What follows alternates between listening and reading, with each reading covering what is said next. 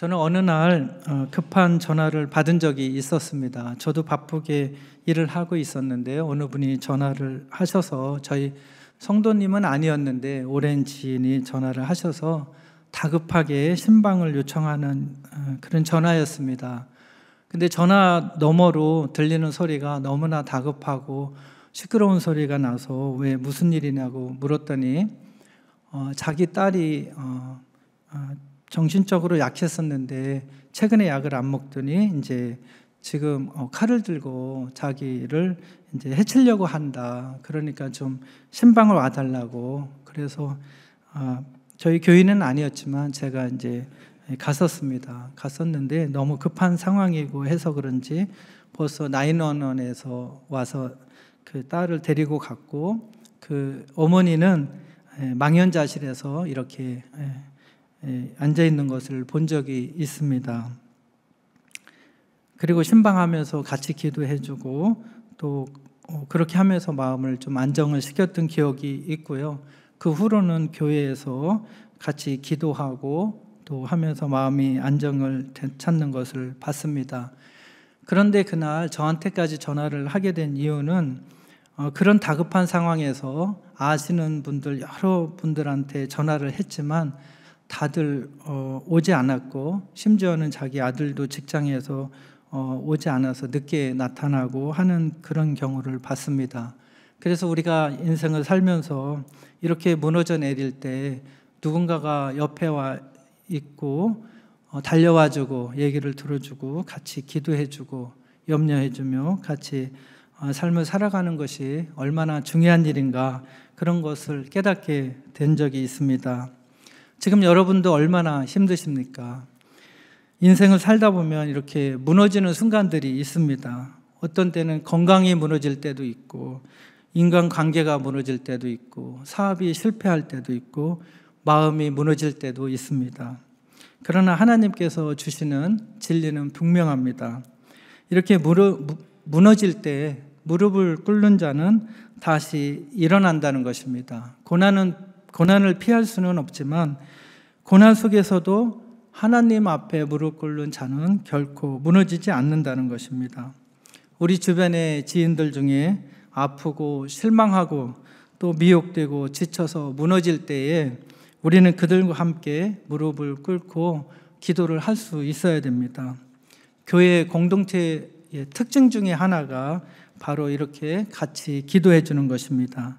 오늘 야고보서 오늘 5장은 바로 이런 무너진 자들에게 전하는 하나님의 음성인 것입니다. 고난을 당하는 자가 있느냐? 그는 기도할 것이요. 이렇게 말씀하고 계십니다. 이것은 단순한 어떤 위로가 아니라 이 무너진 세상을 회복시키시는 하나님의 처방전이 바로 기도라는 것입니다. 사랑하는 성도 여러분, 여러분은 요즘 기도하고 계십니까? 정말로 기도의 무릎을 꿇고 계신지요? 이 신앙의 위기라는 것은 기도하지 않으면서도 괜찮다고 느끼는 우리의 마음에 있습니다. 한번 생각해 보세요. 여러분이 사랑하는 사람과 연락이 끊겼다고 생각을 해보십시오. 그런데 전혀 마음도 불편하지 않고 연락하고 싶은 마음도 없다면 그 관계가 이미 문제가 심각한 상태에 있는 것일 것입니다. 하나님하고의 관계도 똑같은 것입니다. 우리가 기도하지 않으면서 아무렇지도 않다면 이미 하나님과 멀어진 것이고, 이게 진짜 위기인 것입니다. 이것이 바로 죄를 짓는 것입니다.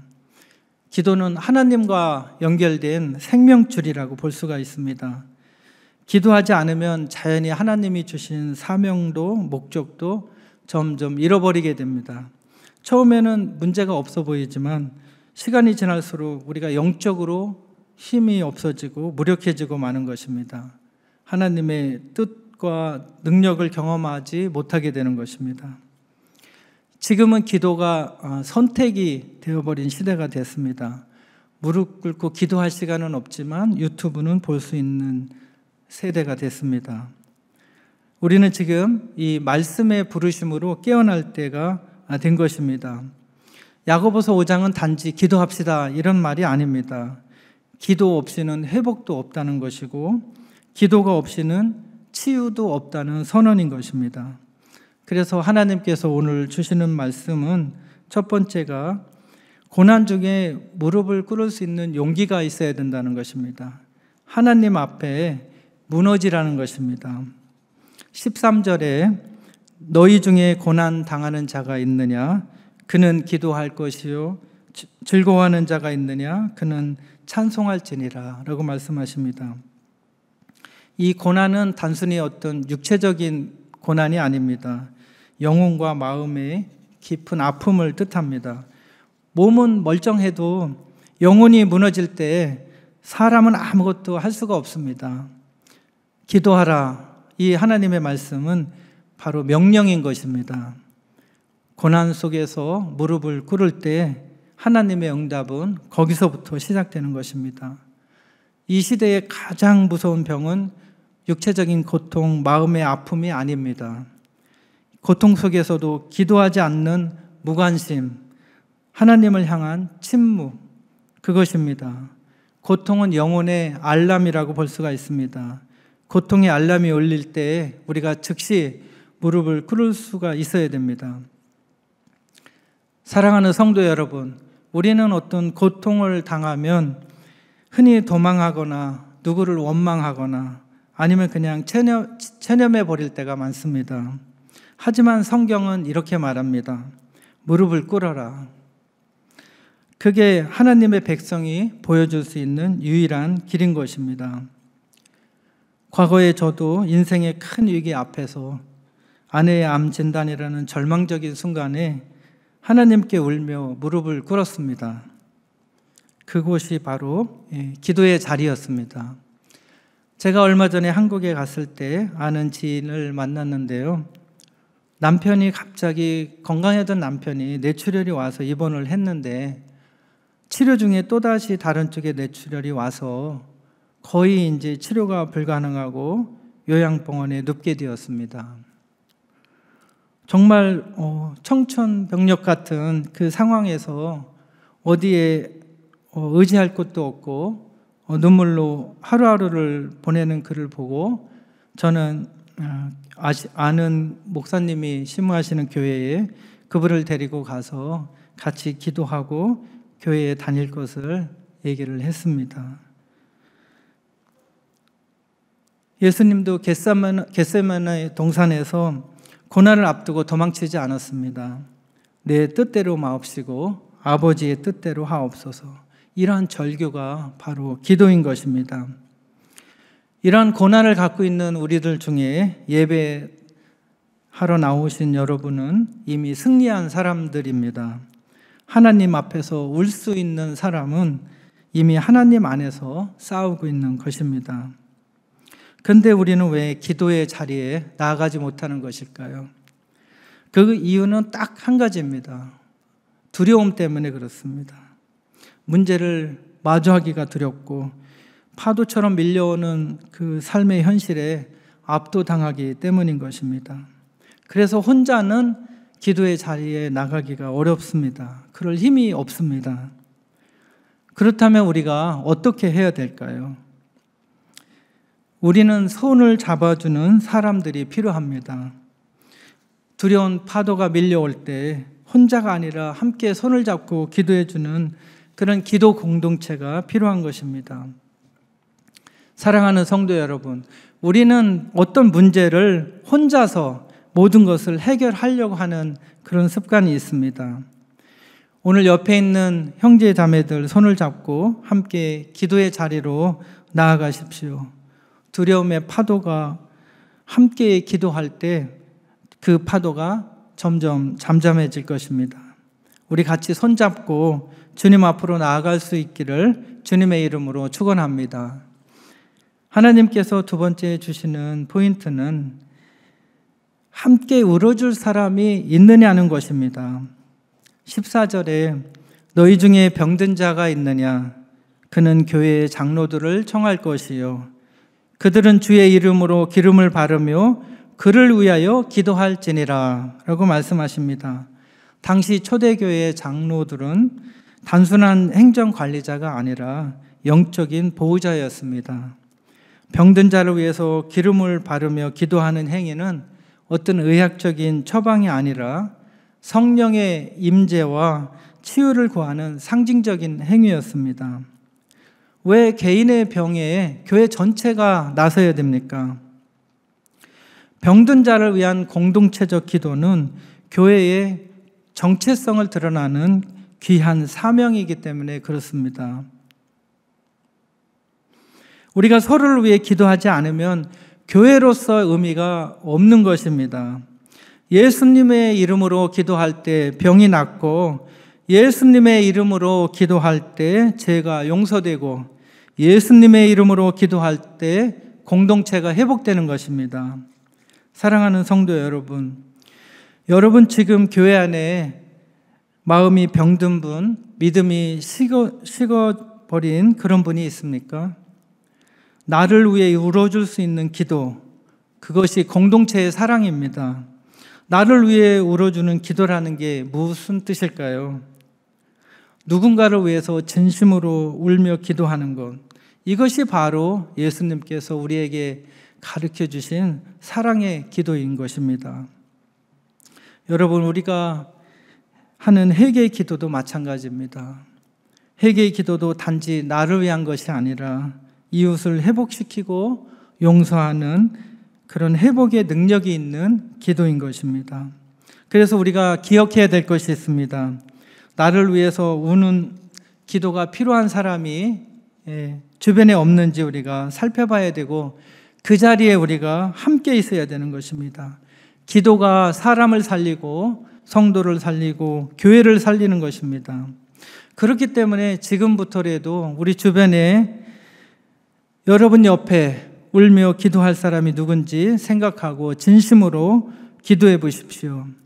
그렇게 기도할 때에 하나님의 놀라운 은혜와 회복의 역사가 시작될 것입니다. 저는 오래전에 어떤 선배를 만난 적이 있습니다. 너무나 오랜 이야기이긴 한데요. 그분은 청각의 신분으로 싱글맘과 결혼을 했습니다. 그래서 미국에 이민 왔었고, 얼마 안 되어서 그 여자분이 딸아이를 남겨둔 채로 미국 생활이 안 맞는다면서 한국에 갔습니다. 그렇게 몇십 년을 아이를 키워서 이렇게 살만했었는데 갑자기 모야모야병, 뇌출혈과 비슷한 거죠. 그거 와서 병원에 중환자실에 입원을 했었습니다.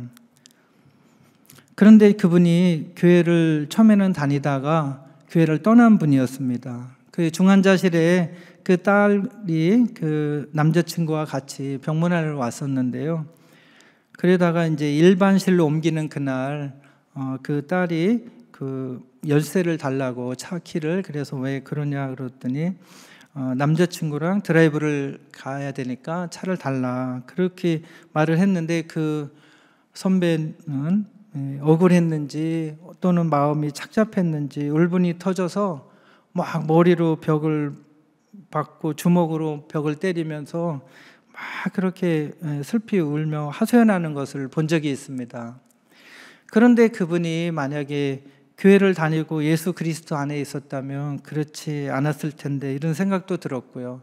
그분이 교회의 공동체 속에 속했다면 교인들이 같이 와서 기도해주고 손을 잡아주고 따뜻하게 이렇게 배려를 해줬을 텐데, 하나님을 떠난 결과가 이렇구나, 같이 기도해주는 사람이 없으니까 이렇구나, 이렇게 울면서 기도해도 사람들이 나타나지 않는구나, 이런 생각이 들었던 적이 있습니다.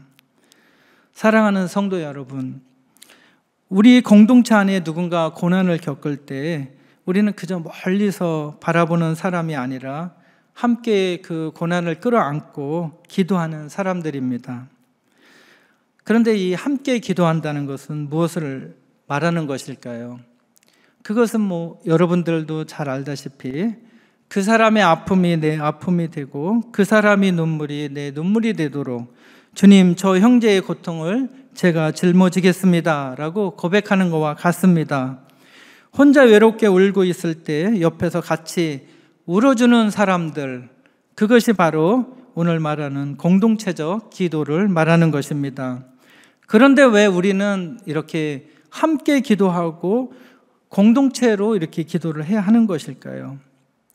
바로 우리가 그리스도의 하나의 몸이기 때문에 그렇습니다. 우리가 다 한 지체이지 않습니까? 발이 아프면 온몸이 아픈 것이고, 눈이 아프면 온몸이 아픈 것이고, 우리 모두의 아픔이 되는 것입니다. 그리고 두세 사람이 함께 모여서 부르짖으면 하나님께서 함께 하시기 때문에 하늘 문이 열리고 하나님의 응답이 시작되는 것입니다. 그래서 하나님의 은혜가 더욱 강력하게 임하게 되는 것입니다. 사랑하는 성도 여러분, 오늘 바로 이 자리에 우리가 함께 서 있기를 원합니다. 기도하며 함께 우는 자리, 함께 치유받는 자리, 함께 승리하는 자리로 나아갈 수 있기를 주님의 이름으로 축원합니다. 하나님께서 세 번째 주시는 말씀은 예수님의 기도를 본받으라는 것입니다. 16절에 그러므로 너희 죄를 서로 고백하며 병이 낫기를 위하여 서로 기도하라. 의인의 간구는 역사하는 힘이 큼이니라 라고 말씀하십니다. 여기서 역사하다는 것은 헬라어로 에노자이타이라는 말입니다. 영어로는 활동적인 능력을 나타냅니다. 다시 말해서 의인의 기도는 가만히 있는 능력이 아니라 상황을 바꾸는 활동적인 에너지라는 것입니다. 여기서 의인이란 누구를 말합니까? 완벽한 사람입니까? 잘못이 없는 사람입니까? 아닙니다. 여기서 의인은 예수 그리스도의 의를 덧입은 사람을 말합니다. 그래서 우리가 드리는 기도는 능력이 있는 것입니다. 왜냐하면 예수님이 지금도 우리를 위해서 하늘에서 중보하고 계시기 때문에 그렇습니다. 야고보는 그 의인의 예로 엘리야를 듭니다. 17절 18절에 보니까요, 엘리야는 우리와 성정이 같은 사람이로되 그가 비가 오지 않기를 간절히 기도한 즉 3년 6개월 동안 땅에 비가 오지 아니하고 다시 기도하니 하늘이 비를 주고 땅이 열매를 맺었느니라 라고 말씀하십니다. 엘리야는 완벽한 사람이 아니었습니다. 어려울 때 낙심했고 도망쳤고 또 외로웠습니다. 그러나 그는 기도했습니다. 그리고 하나님께서 응답하셨습니다. 여러분의 기도는 천국을 움직입니다. 여러분의 기도는 무너진 성도의 영혼을 일으키는 것입니다. 엘리야의 기도가 얼마나 강력했습니까? 하늘문을 닫기도 하고 열게도 했습니다. 그런데 성경은 엘리야도 역시 우리와 똑같은 성정을 가진 사람이다라고 말합니다. 그가 특별해서가 아니라는 것입니다. 믿음의 하나님이 특별하셨던 것입니다. 여러분, 우리가 함께 기도할 때 기억해야 될 것이 있습니다. 공동체로 기도할 때 우리의 선함을 보여주는 것은 우리가 아니고 바로 우리 안에 계신 예수 그리스도라는 것입니다. 우리가 왜 기도합니까? 바로 그리스도 때문에 기도하는 것입니다. 우리가 왜 함께 걸어갑니까? 그리스도 안에서 동행하기 위해서 함께 걸어가는 것입니다. 사랑하는 성도 여러분, 우리가 함께 부르짖으며 기도할 때 하나님께서 일하기 시작하십니다. 우리의 기도는 결코 허공에 흩어지지 않고 하나님이 우리의 기도를 통해서 역사하시는 것입니다. 오늘 이 시간 우리가 드리는 기도를 통해서 주님께서 놀랍게 일하실 줄을 믿습니다. 마지막으로 하나님께서 주시는 말씀은 19절 20절에 나온 것처럼 돌아오게 하라는 것입니다. 하나님의 복음은 실패한 자를 위한 희망이라는 것입니다. 16절에 너희 죄를 서로 고백하며 병 낫기를 위하여 서로 기도하라 라고 얘기를 하고 있습니다. 병은, 여기서 말하는 병은 단지 육체적 질병만을 말하는 것은 아닙니다. 죄와 죄책감, 영적 침체까지 전인적 질병 모두를 포함하고 있는 것입니다. 회개 없는 치유는 없습니다. 용서 없는 회복은 없는 것입니다.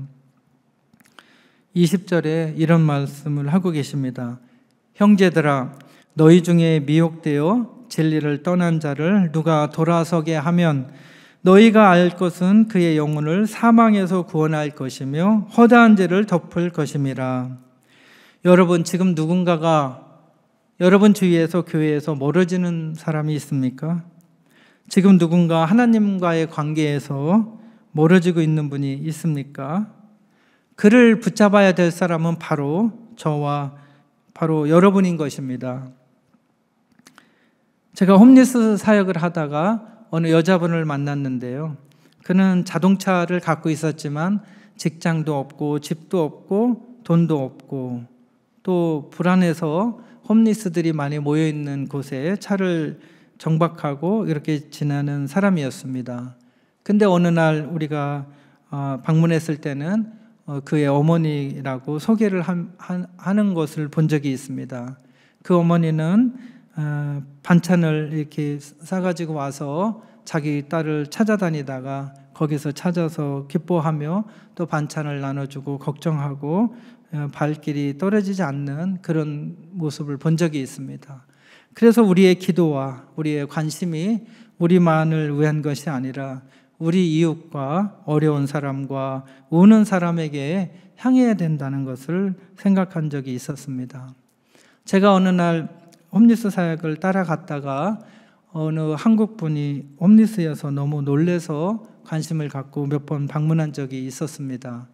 그는 도박으로 많은 어려운 상황 속에 있다가 교회로 인도되어 세례를 받았지만 그 후에 관심이 없어져서 다시 도박으로 빠졌고 또 홈리스로 전락해서 그렇게 생활하고 있었습니다. 근데 박스로 나뭇가지로 얼기설기로 이렇게 고양이와 같이 사는 모습이 너무나 안타까웠는데 그 안에 성경책과 찬송이 있는 것을 보고 너무 놀랐습니다. 그러면서 우리에게 찬송을 같이 불러달라고 했고 자기가 하는 일은 없지만 성경은 수시로 본다고 하나님 말씀은 본다고 얘기를 하는 것을 들은 적이 있습니다.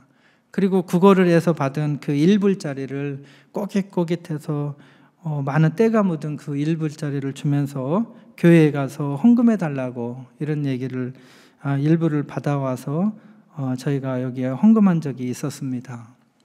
그러나 어느 날 가봤더니 어디론가 온데간데 없고 어디로 갔는지 아는 사람도 아무도 없었습니다. 너무나 안타깝고 마음이 아팠습니다. 예수님은 잃은 자 하나 때문에 하늘이 들썩이는 사랑을 우리에게 보여주었습니다. 우리는 어떤 심판자가 아닙니다. 우리는 찾으러 가야 될 사람들인 것입니다. 누가복음 15장에 그 잃은 양을 찾으러 떠나셨던 목자처럼 내가 움직여야 되는 것입니다. 기도의 사람은 단지 무릎 꿇는 사람이 아니라 기도하고 나서 움직이는 사람이어야 하는 것입니다. 사랑하는 성도 여러분, 이 시간 다시 한번 진정한 기도의 자리로 돌아오시기 바랍니다. 기도는 내가 살아있다는 증거입니다. 기도는 하나님의 은혜가 아직 나를 포기하지 않았다는 증표가 되는 것입니다.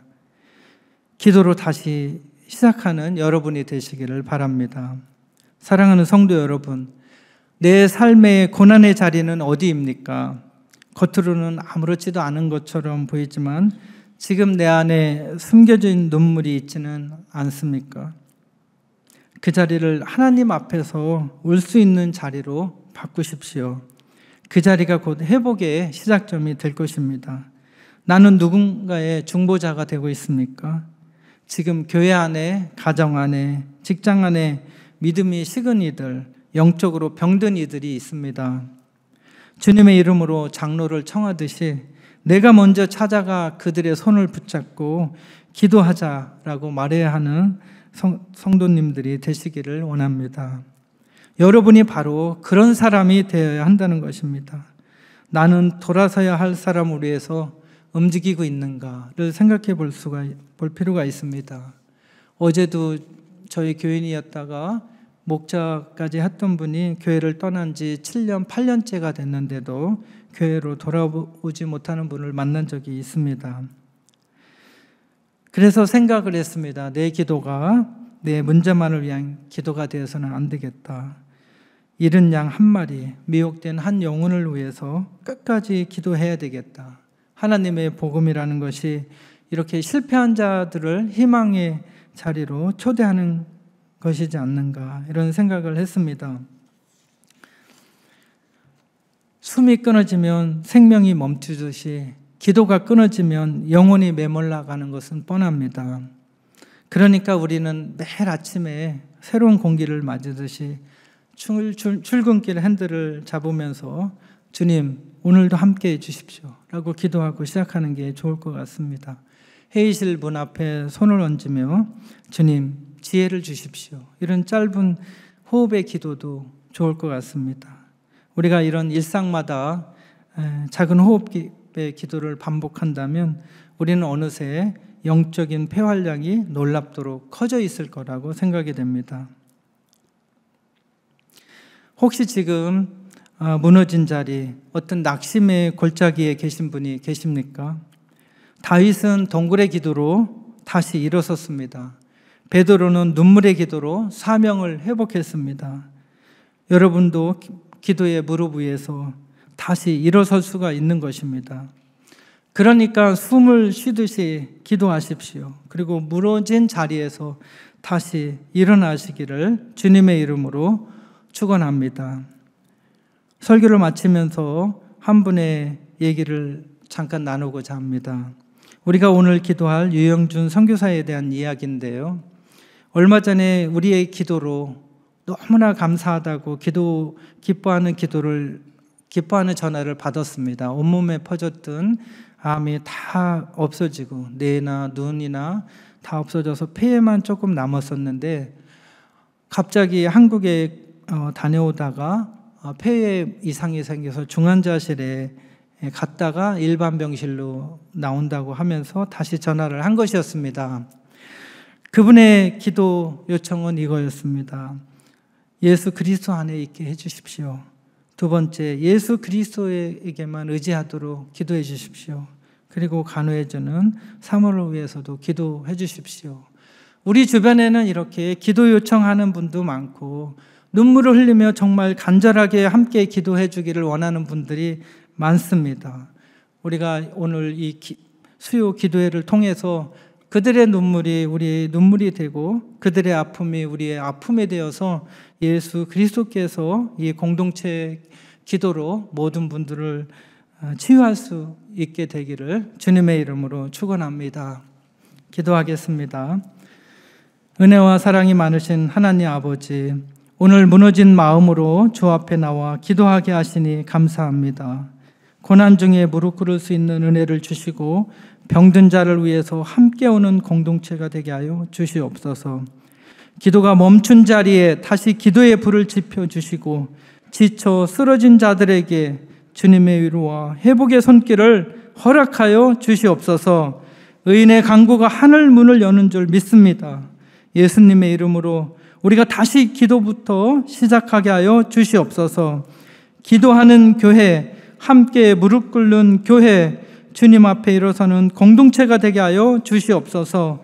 살아계시고 부활하신 예수 그리스도의 이름으로 기도합니다. 아멘.